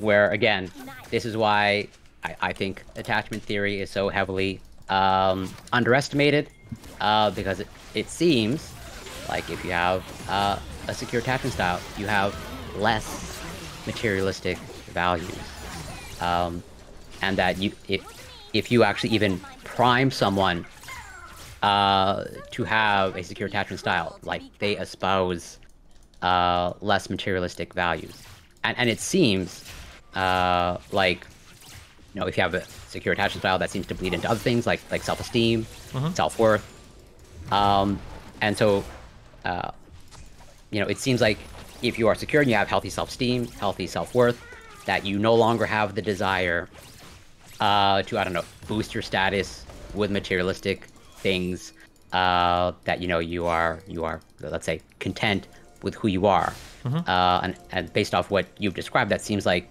where the space that you are coming from. Is that fair? Yeah, I mean, I would hope so. I would say so, yeah. I don't know how many other people would just say that, though, and it's not necessarily true. But yeah, I mean, I would hope so. That's the case. Because, obviously I have no idea of your lifestyle, but it seems like you lead, and I have no idea of your income, but it seems like you live well below Absolutely, yeah. If you compare me to all of my family, I look like I live in poverty. But but I make like 5 times more than all of those families, yeah. which is super interesting to me, because you know, I'm probably more politically left than you, and yet, you know, you seem to have the ability to like moderate your own spending. Like you're not spending for the sake of spending. And like there's not to like I don't know, psychoanalyze another streamer because I'm not a mental health professional, but like there's Hassan, who like I think from my perspective like they seem to be leading a materialistic lifestyle. Yeah, of course. And like I'm probably more politically slightly more aligned with them, that's because like I don't want people to, you know, consume for the sake of consumption, because I think there are very clear detrimental effects in society, as in like you have the ability to moderate your own spending, and I think you described yourself well. I think you are a capitalist, right? Yeah, but I don't like consumerism, that concept. So yeah. Yeah, exactly. I agree with you, but but I think that bleeds into like I think sort of capitalism and consumerism I think they're not inextricably linked, but I think they are very much linked. Would you agree or disagree with that? That's a big question. Does capitalism necessitate the, you know, rampant consumerism? I don't know what the answer to that is. I would hope probably not. Like you can still have capitalism without rampant consumerism, but yeah, I don't know. I'm sure it definitely like encourages it, right? Because there's more money to be made from a highly consumeristic society. Yeah, exactly. And actually, if you dive into like the materialistic values literature, like it seems like those who espouse materialistic values, like they tend to espouse also capitalistic values. It's obviously not like universal and all that stuff, but it does seem like there's a link between the two, which is why it's like you know, I see it like I'm like sort of conflicted in the sense that like I'm more left and sort of anti-capitalist because I see excess spending, and like as you said, I see a problem with consumerism, and yet you're able to moderate your spending, and yet like another streamer who's more politically left, like they are materialistic, and it seems like they can't moderate their spending, and I like you know, don't know how to kind of like reconcile those two. Like, what is your experience of the people in your life of? I mean, we can probably say that there's like, you can probably etch out like a category for like, this is a person's political beliefs and this is a person's like aesthetic political beliefs, or this is what a person actually believes versus like, it's a little bit different when you talk about like, how does a person present themselves socially versus like, what do they actually believe, you know? Yeah. Like my internal personal beliefs are probably going to synergize pretty highly with a lot of people that are socialists. Like I think there should be a level playing field in society. I don't think you should have people that are completely left behind. I think that things like education and healthcare should be available to everybody. I think that having homeless people in the wealthiest society of the world is like almost a crime. But like I just go about it a different way. I don't think socialism is the right answer. And I'm sure there's a lot of socialist people that internally have that like those same feelings, right? I would hope so. I don't know, like if your political system will necessarily always align with your internal feelings, because sometimes like certain political systems can be victims to like this is popular right now or this isn't popular. So the motivation to have a certain set of political beliefs might be more like social rewards versus just like this is like my political system because I morally, you know, decided it's the most correct one, you know. Yeah, I pretty much I'm on the same page as you, and. So from what you've described, it seems like you come from a family that's like very materialistic, and yet you are like the odd one out. Oh like, yeah. And so like it seems like you're very much actively rejecting the very thing that it seems like you've been socialized. Yeah, I don't know, but that's another one of those things where like that's why I say like I'm lucky a lot. I just ended up being a certain way because it seems very hard sometimes that there are certain experiences you go through as children, and like people can do one of two things. You either say like I will never do that or never put my child through that, or you absolutely become that. But I don't know like what determines like if you do or don't, you know. Like some people get abused by their parents and are like I'm never going to have that kind of household for my child, and then other people become abusers, you know. So yeah. Well, that actually again, this is also a personal crusade of mine that might be also a topic you don't have to speak about it if you don't want to, but what are your thoughts then on corporal punishment or If my child is spanking like children? super out of line, like in a public area, there's like little things I'll do. I think the one I used to do most common is like flicking like his ear or whatever. But everything that I've read shows that like positive reinforcement always works better than positive punishment. Just like introducing good things, if they are introducing good things, is just a better way to motivate somebody's behavior than trying to punish them. And then it just seems like the research like just overwhelmingly doesn't support like hitting your kid or corporal punishment. And then the emotional feeling I get is it always seems like parents that do that, it's not really out of a desire to correct the child's behavior. It's usually just out of anger. Like parents are just mad, like, which I understand, I empathize with, obviously, right? Sometimes your kid is a fucking asshole, like fuck you. But like kids are nice because like you can't beat the shit out of an adult that's acting out, but you can beat the shit out of your kid. It's like, oh fuck yeah, you want to act like a piece of shit? I'm gonna treat you like you're gonna beat the shit out of him. So I understand where it comes from emotionally, but I think that it's I don't like it. I think it's really bad. Yeah. I agree. That's why it's kind of like a personal crusade of mine. Like I have not a lot, but a fair amount of spanking research. Because like this is why again, how it bleeds into attachment theory. Like those early childhood experiences seem to be quite critical in hopefully cultivating resiliency and all that stuff. And like spanking or any sort of corporal punishment to a young child or developing child just seems so detrimental, and it's almost like you are setting up that child for failure somewhere down the line. Like you are almost like priming that child to become emotionally dysregulated, and that just like sort of bleeds into so many other aspects in your life. Yeah. But did you do this research like I guess like, is this something that you recently learned, or like you knew this as you were raising? I did a bit of reading when Rachel was pregnant, because I kind of wanted to get a feel for like, oh, like what are the right answers or for doing certain things. So that was just that I overwhelmingly came across that more and more and more. I'm just like, okay. Oh, okay. So it seems like again you made a conscious effort to like, were you like the individual espousing like, well, as a last resort type of thing? As a last resort type of thing?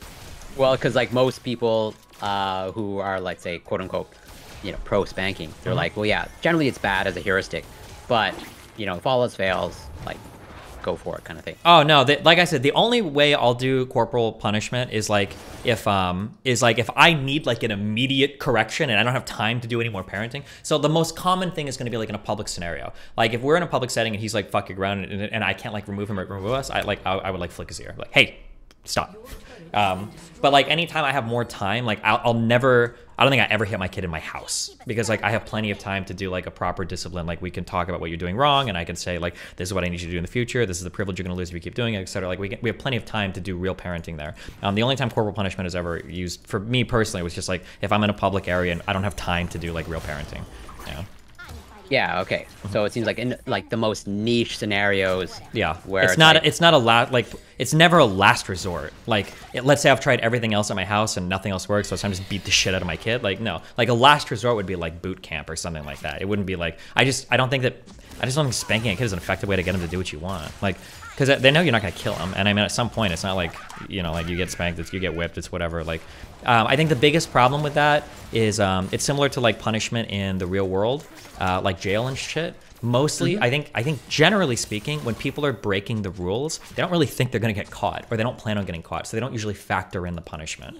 Like I don't know if criminals will like ever make the decision of like, I was going to do this, but I get 12 years for that and only 4 years for that, so maybe blah blah. Like I think it's more just like I don't think I'm going to get caught doing this, so that's typically how people act. Yeah, I agree wholeheartedly. That's why it's kind of like a personal crusade of mine. Not that I'm going to be the sole responsible one to eliminate that practice, but it seems like so widespread, and like the evidence is so clear that at most there's like mild evidence that it might not have any harm, but like the evidence that it is largely negative is so overwhelming that like the risk that you're just having a neutral effect is like so low that just like eliminate it's just a really shitty, And if you watch people do it, if you watch people spank their kids, you know that they're not engaging in corrective behavior. They're just really mad. It's just an emotional outburst from the parent. That's what it is. If you watch your parents spank their kids, you can see it. Yeah, you know. Yeah, that is so. I'm not a parent, so I don't have direct experience with these things or these types of feelings. But that has always been kind of like my understanding of like since the parent can't emotionally regulate their own sort of anger, frustration, you get frustrated, and you finally have somebody that you can legally beat the shit out of without recourse. And it's like the best feeling in the world. You're like, yeah, fuck you, yeah. And that's what they do. That's what it looks like to me, at least. So yeah, I think it's disgusting. I have no respect for people that just like beat the shit out of their kids. It's just really, I think it's disgusting. Yeah, and it seems like it's kind of like this feed forward effect, because like by doing that, you are setting the child up for their inability to regulate their own emotions and their own anger, and then if they have a child, they will probably as a parent not be in the greatest position to regulate their own anger or own frustration, and thus they will hit their child. And it's just like, it's like this snowball effect, when like, again, the overwhelming evidence is just it's there, and like the American Psychological Association says don't do it. The American Academy of Pediatrics says don't do it, it has no place. And yet I think it's like, I don't know, depending on like the study, like 60 to 80% of like North American parents like still say it like has a place. And but for a lot of parents, they're just fucking stupid. It's like, if it happened to me, it's gonna happen to my kid. It's almost like a hazing thing, right? Like, my parents circumcised me, so I circumcised my kid. I got spanked when I grew up, so they're gonna get spanked when they grew up. Have you ever seen anything about like Common Core math or anything? That I haven't. Oh, you should do research on that. Super fascinating. Common Core math is like, if you're good at math and you watch the way that people do Common Core math, it looks like stuff that you kind of figured out on your own while you were learning how to do math. You're like, oh yeah, of course you do it like that. Like, you would never, like, nobody that is good at math thinks about multiplication of like that times that and that times that and that. Like, nobody who's good at math does that. Instead, in your head, you always break these things apart into like tens and ones and like that. You like, people, I think you just naturally do it, but they try to teach it now in Common Core. But parents that didn't learn math that way, they just say it's horrible. They rebel against it, and it's like, why? It's like, well, I didn't learn math that way. It's like, okay, who the fuck cares? You suck at math. Like, who cares how you learn math? Yeah, I will definitely have to look into that, because I honestly don't know the overall cognitive process that go into math ability. And so like, this is where, again, as you said, since they've done it, or like they've been experienced to it, that they will just practice it as well. And that's where it's like, I really want to push back heavily on the argument, because most people who are at maybe not on the fence, but slightly pro spanking, they're like, well, it happened to me and I turned out fine. But like, the conception that, well, that's exactly like the question I asked, because it's not like if you're spanked or you experience corporal punishment that like you're automatically like you're homeless and you're addicted to drugs. And the hardest things that humans can't really you don't intuitively understand it, but like, just because the result was good doesn't mean it couldn't have been better, right? So maybe you did turn out fine, but maybe you would have turned out even better if that would have happened, And you don't notice, like, you're a C student as opposed to a B or A student. You don't notice, like, your lower paycheck or your lower earnings over time as a result of, you not succeeding as much as you might have at university. And so, like, this notion that, like, you turned out fine, like, I agree with you. Like, did you? And it seems like most people, like, don't ask themselves that question. It's just like, well, I don't notice anything severe, and so it's like, well, might as well keep doing it. And I personally don't know, like, so again, you don't have to answer if you don't want to, but like, did you experience corporal punishment or any sort of no, I was never spanked. No. Oh, okay. And I don't know if you, so it seems like that's also like a practice that's not practiced in your family? Nope. Or wait. Okay. Some of my siblings probably do. I don't know, though. I'm not sure. I'd have to think about it. Okay. Interesting. Because... I grew up different from almost all of my siblings, though, right? All of my siblings also live in excess. They have bad financial habits, et cetera, et cetera, et cetera. I'm kind of the odd one out there, so... So essentially like the black sheep of the family. Would that be well, damn, fair? That makes it sound really negative, but yeah, kind of, yeah. Yeah, fair enough. The odd one out.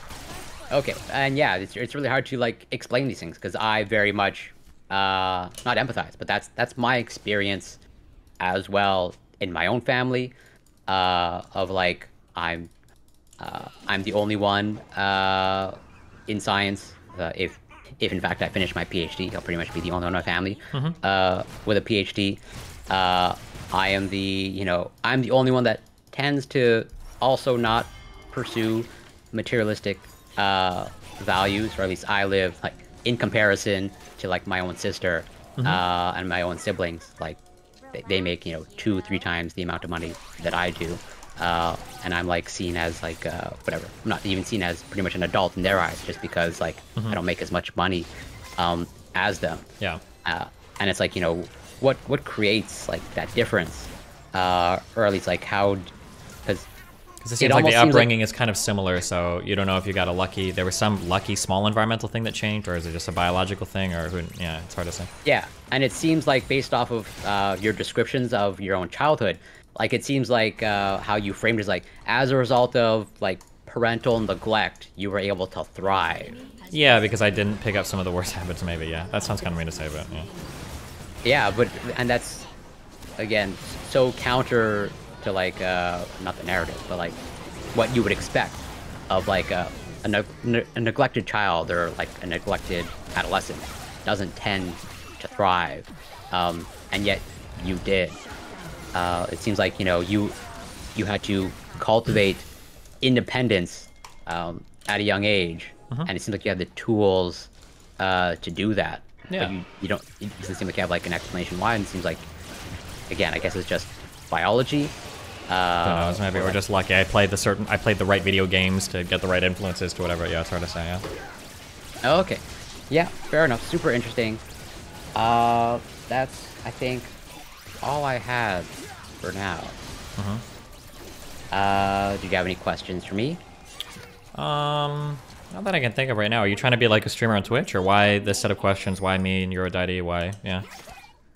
Because, like I said, I think you are good at challenging people's arguments, and like I am not a mental health professional. I'm not I'm not qualified in any psychological field whatsoever, but I do read a lot of it, and I just kind of like wanted to make sure that I'm not like coming to false conclusions, and like if you're able to poke holes in my argument, I would want to like correct those things. Or if you're able to see some glaring blind spots, or if not so erudite is able to see some glaring blind spots, I want to be made aware of those. Sure. I'm more or less just like streaming on Twitch to like hopefully I don't really have any grand ambitions other than like promote well-being and health, and hopefully as a scientist correct misinformation, because that seems rampant. And actually also one thing that doesn't get mentioned in this whole vaccine stuff, like the large majority of those who are vaccine hesitant like are men. That's just not spoken about. Interesting. Gotcha. Yeah. There's maybe I can bring it up.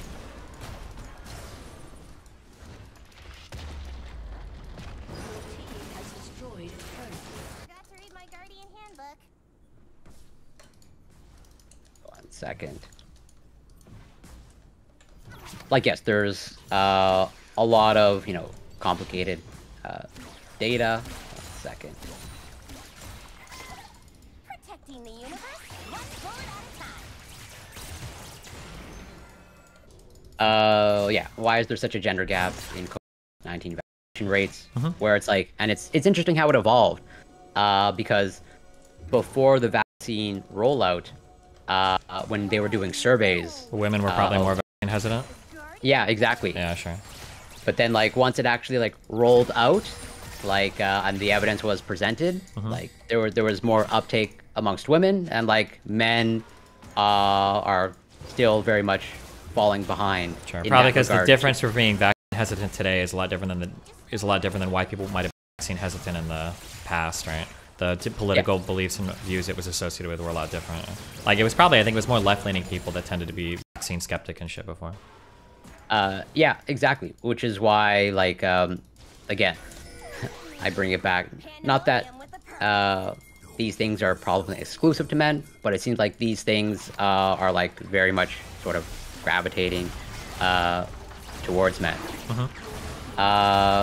And that's it. I think that's all I had to talk about. And that, yeah, I am trying to, I guess, be a streamer on Twitch, but I have no grand ambitions. Sure. Okay. But I thank you very much for speaking with me. If you have any questions, I'd be more than happy to answer them. Yeah, I don't think I do right now, but if there's ever anything that comes up in the future about these or any other topic, you can always shoot me a message. We can chat again, yeah? Or if I say anything and you disagree with it or whatever, yeah? Cool. Sounds good. Thank you again. I appreciate it. Super grateful. And take care and be well. Yeah, thanks a lot. I appreciate the conversation. Jesus.